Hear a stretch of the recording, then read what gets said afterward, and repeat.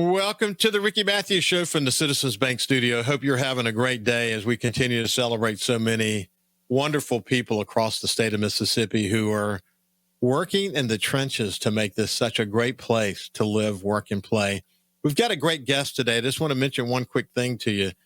My son Jordan and I had the opportunity to bring his son Liam, who's only 4, up to our place in the Mississippi Delta this past weekend, and it was awesome.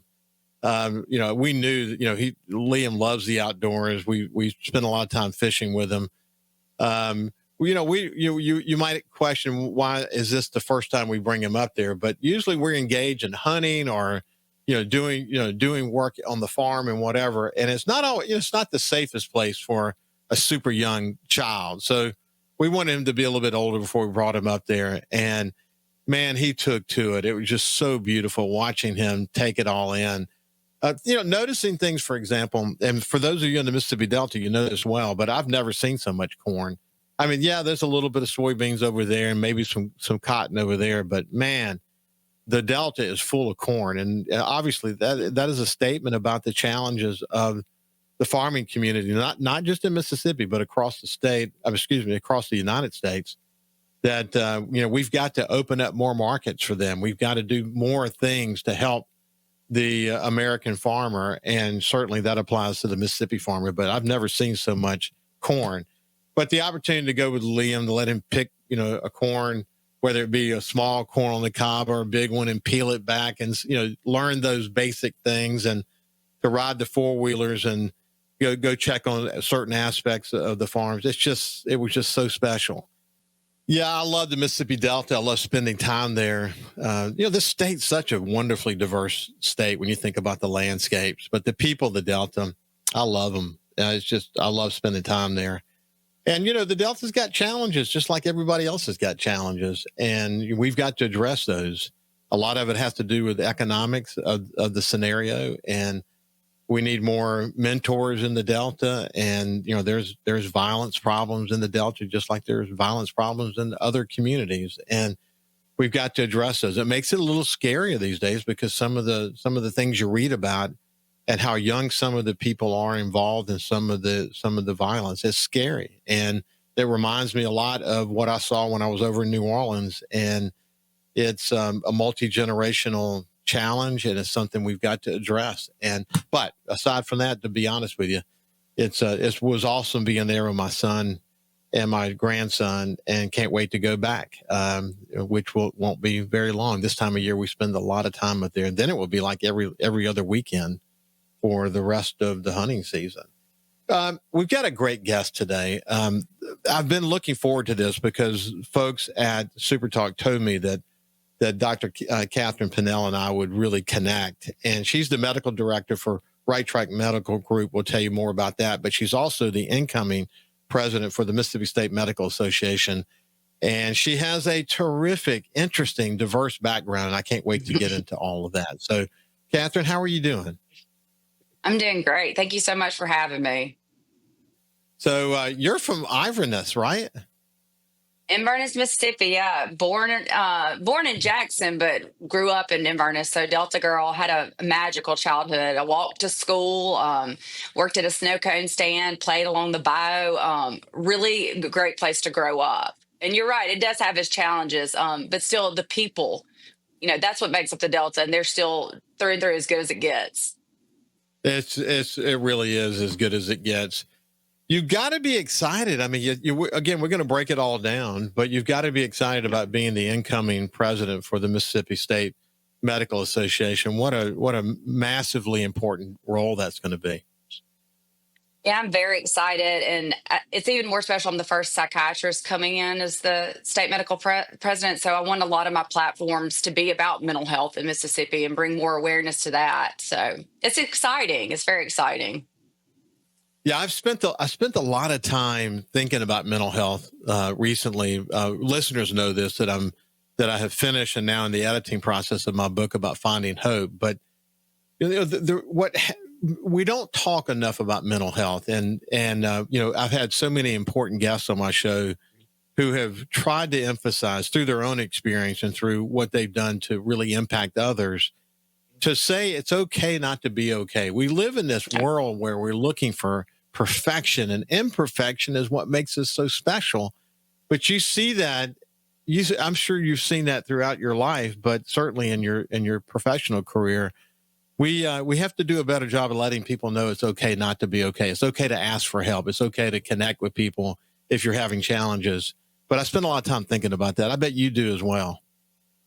Yeah, and Mississippi's unique. I do feel like we are talking about mental health and mental illness more, but Mississippi is still not talking about it enough. There's still a lot of stigma in Mississippi, especially in the Delta. It's one of those things where you laugh about the crazy, yeah, but you don't really talk about her. And it's just a bless your heart kind of thing where you brush it off and you have to be strong. But we've got to get used to having normal conversation about mental health. It needs to be just as normal as you would talk about blood pressure or any other health issues. Because when you're not mentally well, you're not going to be physically well either. So we've just got to continue to have those conversations. I tell my journey to get where I am as an advocate. I grew up with a father who was severely mentally ill. And it's just those types of conversations where you really make those connections and make more people comfortable in telling their stories. And we've just got to keep at it.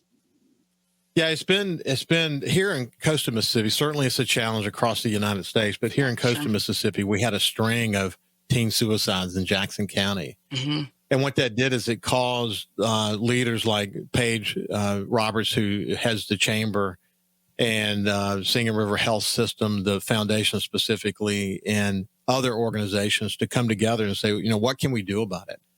And they discovered a young woman that I mentioned to you before the show started, Emma Benoit from Louisiana, who is a suicide attempt survivor.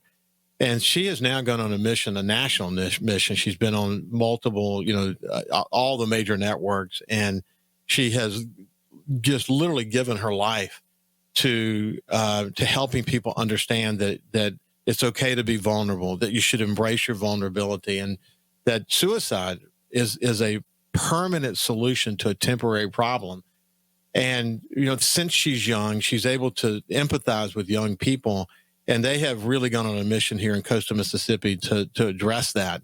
And you're starting to see other school systems that are looking at Hope Squad, which is this peer-to-peer learning that they're doing. I think it's masterful, the approach that they take. But yeah, I mean, when you have programs like that and many others like them, that's that's beginning to get it out into sort of the public consciousness that, as you pointed out, it's okay to talk about it. I mean, and that's good to see, isn't it?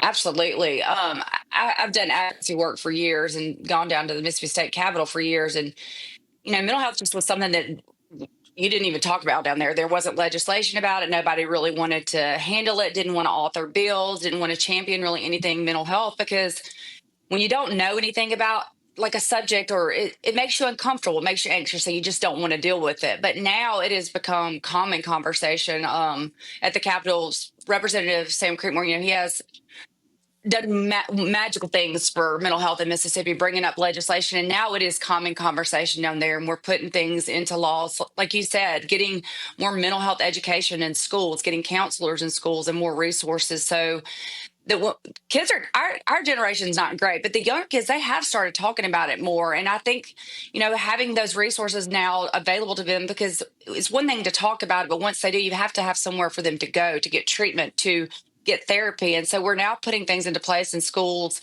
so that now they have places to go and get treated. Yeah, I've had Sam Creekmore on the show, and he's so passionate about it. We're lucky to have leaders like him in the legislature. We are so lucky. You're absolutely. Yeah. And then Andy Taggart, who has been on my show as well, whose son has sadly committed suicide. And, he was in a drug state that thought he was losing his mind, and it led to suicide. Yeah. But Andy's going to be on the opioid settlement group. I forgot what they call that group. But, I mean, the amount of money that we're going to be able to spend on mental health in this state as a result of that is going to be incredibly important, isn't it? It is. It's very exciting. We've got to, we're working on the stigma part. People are talking about it, but we have to have places for them to go. We have to have those resources. And a lot of that, we don't have enough professionals. We don't have enough psychiatrists. We don't have enough therapists. We're training them in Mississippi, but we've got to keep them.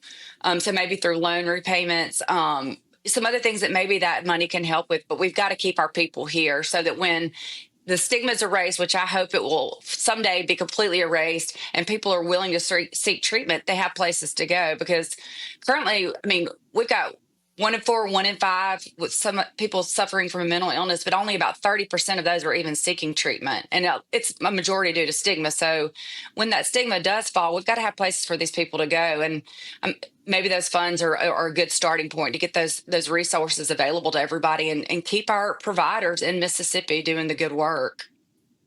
We're having a conversation with Dr. Katherine Pannel, who is the medical director for Right Track Medical Group. She's also the incoming president for the Mississippi State Medical Association.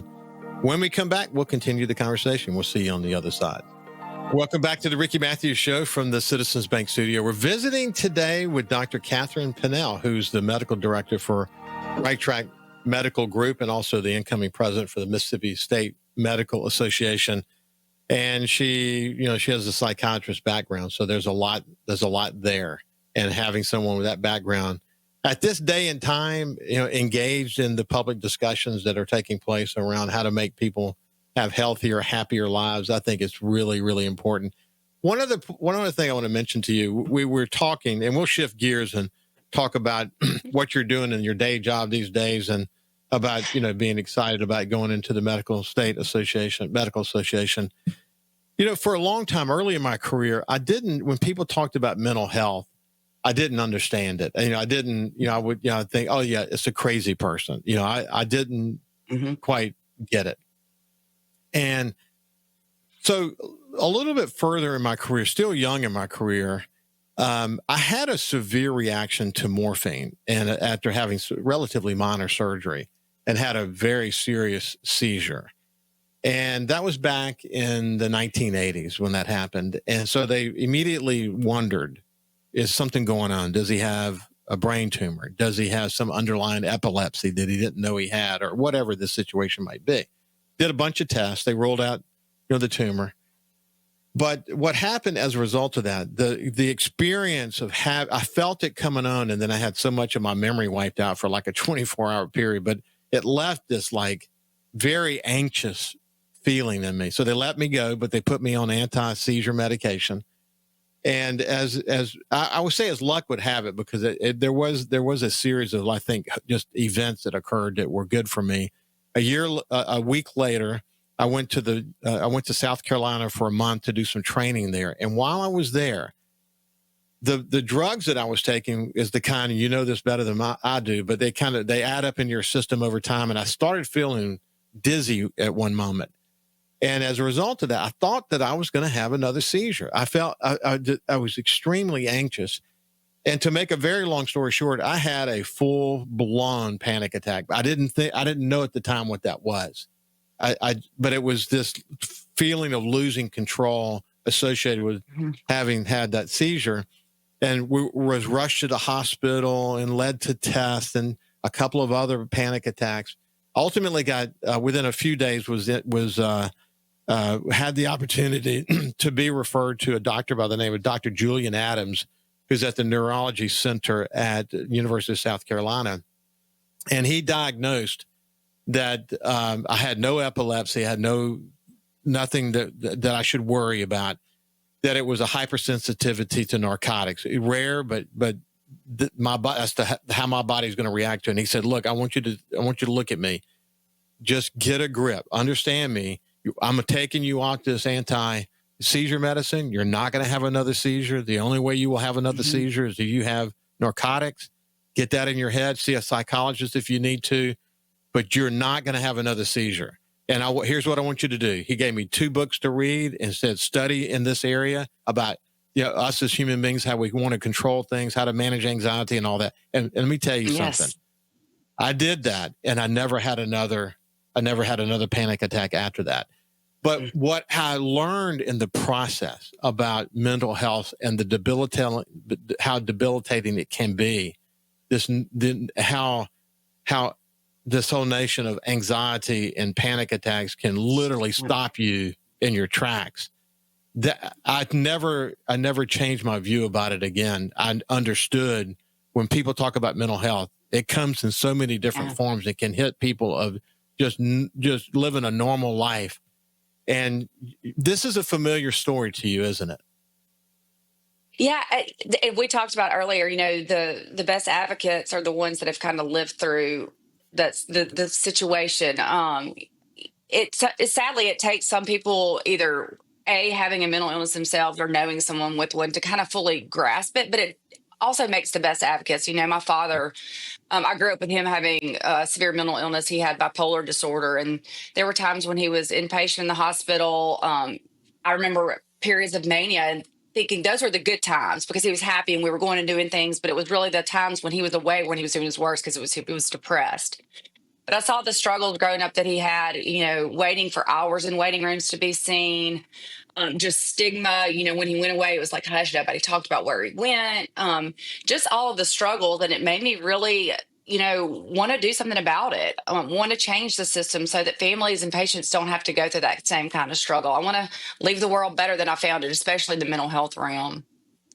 So this is what's interesting. So you go into this as a profession, and that personal experience. It's always interesting to see community leaders and what makes them tick. I always felt fortunate that I had as a former publisher, the editorializing and the opportunities we had to drive change in very specific ways. I always thought that was so important. But a lot of it was driven by my own personal experiences and seeing that, we need policy changes or we need new laws or whatever, and understanding how that works. I mean, I really went to school on that. You did too, didn't you? Yeah. It's funny. I grew up with it and had dealt with so much psychiatric stuff growing up. When I went to medical school and people would ask me, what specialty are you aiming for? I was like, I don't know, but anything but psychiatry. I've had enough mental health, psychiatric experience. I don't need any more. Don't want to deal with it anymore. And I went through my third and fourth year rotations doing everything, and nothing. I just didn't love anything. I wasn't passionate. It didn't grab me. And I was like, oh my gosh, I'm gonna have to drop out of medical school, be in all this debt because I don't love anything. And then my last rotation was psychiatry, and I mean it was strictly God. I mean he was laughing because I loved it. I felt like I could really connect with patients, their families, and it just was that's where I was supposed to be.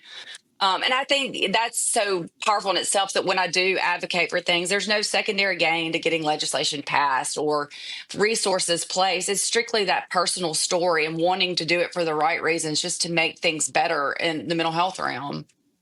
And it's led you, looking at your bio, it's led you to be leaders in certain organizations, to be active in other organizations, but this volunteer role that you've had, there's always been sort of a policy and legislative piece to it, because the reality is that in order to bring about the kind of change you want to see, that we need, you have to be willing to kind of get in the trenches and understand how these pieces That's work. right. And you've done that, haven't you? Yeah, practicing. I mean, you're feet on the ground, like you see it in motion, all of the things that your patients need. I get a lot of joy in clinic and seeing patients get better, but I find great joy in advocacy because I can affect so many more people with advocacy and making systemic change. I'll always treat patients because that's my love, especially our seniors. But just the amount of change that you can bring through advocacy and legislation, it's just so powerful and affects so many that I'll always do it as well. Well, so let's take a step back. Tell me about your role in your day job these days. So I'm kind of all over the place. So I do a lot of work with Magnolia Health Plan as their medical director, but I'm also still doing private practice and clinic, seeing patients, and I'm fixing to start actually in a couple of weeks at a new senior care unit in Marks, Mississippi. So I'll be seeing those that are suffering from like the dementias, like Alzheimer's or frontotemporal, that are having some psychiatric behavioral issues. So we'll be admitting them on an inpatient basis, treating them, and hopefully getting them to a place where they can remain home with their loved ones and not have to go into nursing homes or assisted living, so the families can keep them home longer. Geriatrics is probably my greatest passion. I love that population. Well, that's also A little bit my of mother everything. passed Yeah. away. Yeah, my mother passed away a couple of years ago, and she was 89, and had a wonderful life. She had her brain functioning normally to the last day. Sadly, Such a because blessing. she told me the day before she died. We didn't know it was going to be that day, but she told me the day before she died. She says, I want to live. I have so much I want to watch still happen. I want to watch my grandkids and my great grandkids do. It was so, in a way, it's sad to hear her express that, knowing that her body was given out. But man, I would so much rather have that than her in a situation with Alzheimer's or something like that. I mean, and we have another family member who's dealing with it. We've had more than one actually, but it's tough. But there is a role that you can play in helping, especially in early stages, help them find some peace in their lives that make them not have to, they can stay home. I mean, and that's got to be something you really help families when you help people through that, don't you? And that's exactly why I do it. I love it. It's just the extra time to be able to keep them with their loved ones and not having to put them in an institution. Yeah, that it makes the job worth it for sure. We're coming to the end of the segment. We'll pick it up on the other side when we get back on the other side. But real quick, and like the quick elevator speech, tell people what the Mississippi State Medical Association is. So we are the largest physician organization in the state. We represent all physicians in Mississippi, and we fight for policy for physicians, but also our patients, to make sure that they've got what they need to live long, healthy lives, and just to protect patient safety. Yeah, so good. And I'll explain to you, I have this opportunity on a weekly basis to visit with physicians on this show. And man, the advancements in technology and capability today is truly remarkable. Wild. Hey, when we come back on the other side, we'll continue our conversation with Dr. Katherine Pannel. We'll see you after this. Welcome back to the Ricky Matthews Show from the Citizens Bank Studio. We're visiting with Dr. Katherine Pannel. She's the incoming president of the Mississippi State Medical Association, representing doctors in Mississippi. A lot of responsibility. But, there's a lot of different areas we can cover, but something that's on my mind and it stays on my mind, and you being from the Delta, I'm sure it's on your mind as well. Mm-hmm. And Mississippi is unique because we're, over 50% of Mississippians live in rural areas, and we have more of a challenge today with, delivering the kind of services that they need. I know that telemedicine, thank God for telemedicine, because it's taken a bigger role today than it did before. And, we're seeing dramatic advancements in technology. We'll come back to that in just a second. But Mississippi has a very unique set of challenges, doesn't it? It does. And you touched upon it. I mean, we are so rural. First, we're limited on the providers we have, but then we can't place a provider everywhere rural. A lot of the hospitals have closed up. They're medical deserts. And like you said, telemedicine has been wonderful for Mississippi, but telepsychiatry has been a game changer for mental health care in Mississippi. Yeah. I have a friend of mine up in the Mississippi Delta whose mother had diverticulitis, severe actually, went into Greenwood Hospital.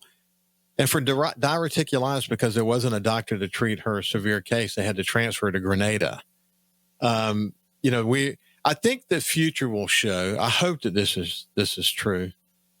I hope that the future shows that we have more tightly integrated the smaller medical institutions of some sort. Maybe it's not a hospital, with the larger regional hospitals, so that so it all kind of fits together and makes sense. What we're seeing now, as as you pointed out, hospitals closing, services being reduced dramatically. And it really impacts a lot of really good people. And if you're lucky enough to get to a facility that can take care of you, in other words, if you're not in a life,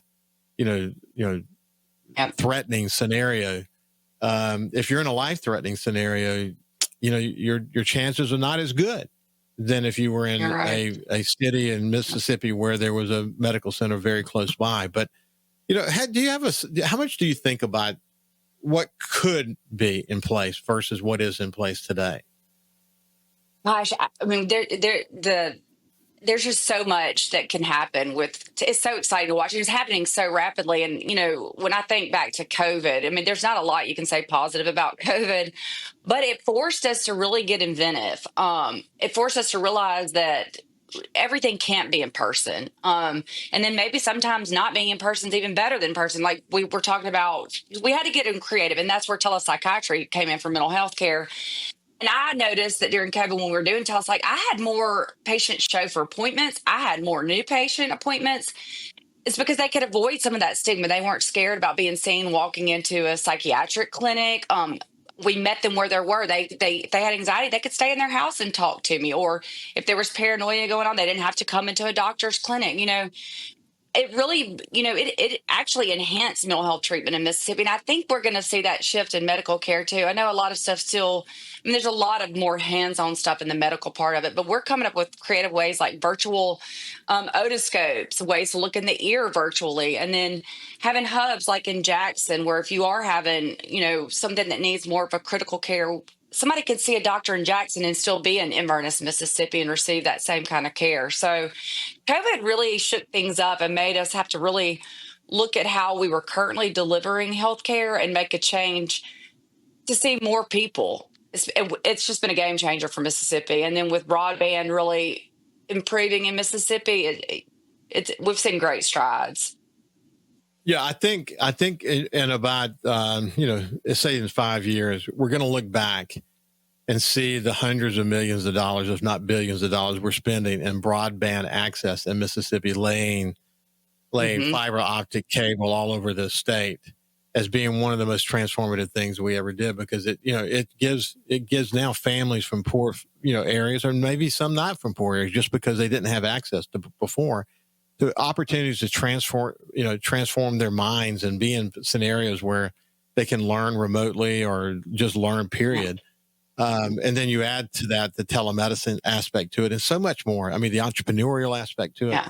I think the broadband efforts in Mississippi are truly transformative. There's no doubt about that. And, we talked earlier too about people not fully understanding things, so it makes them more averse and anxious. And I think that's what, like right now with like AI and all this new technology, I think a lot of people don't understand it, so they're kind of scared of it and don't really want to see it. But I think, like you said, we're going to look up in 5 years and be like, why didn't we do this sooner? It's really going to be a game changer for healthcare in Mississippi. I am convinced that AI in every aspect. I've done a lot of research on it, and I use it a lot.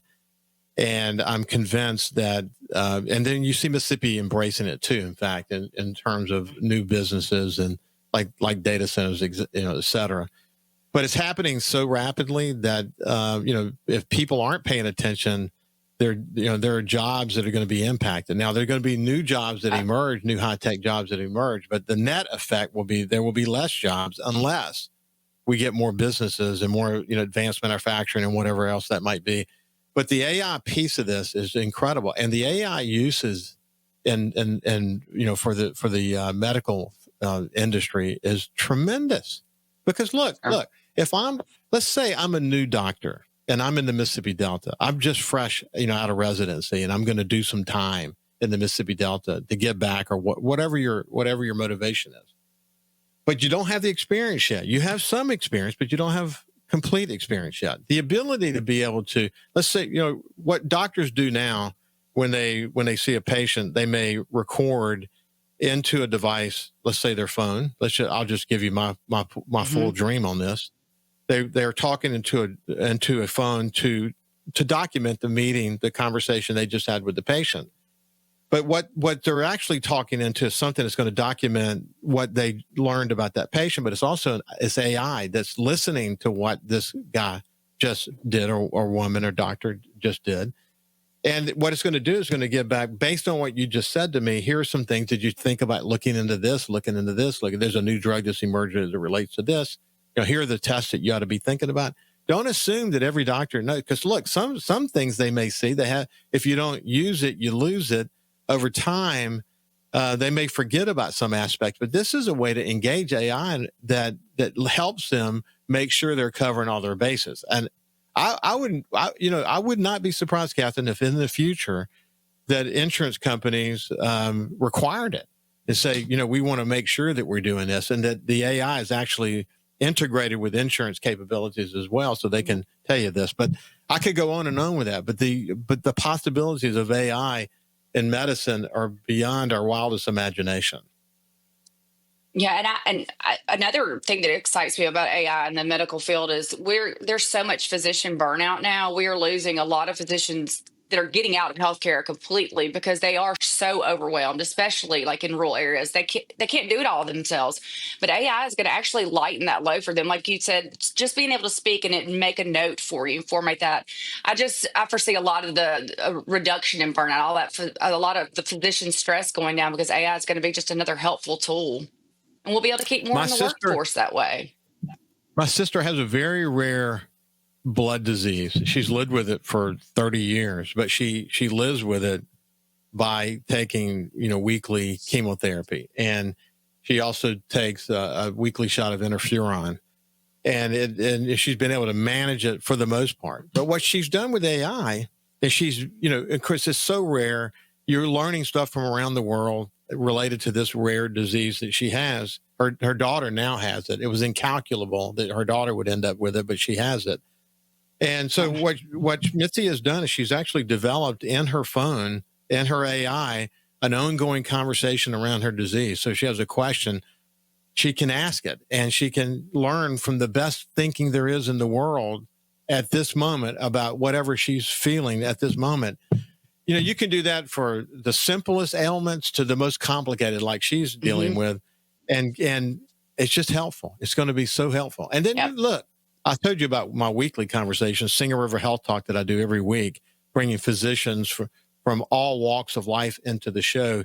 And the two things that you see that really emerge from this conversation, one is the intense focus on patient care and communication, and they care.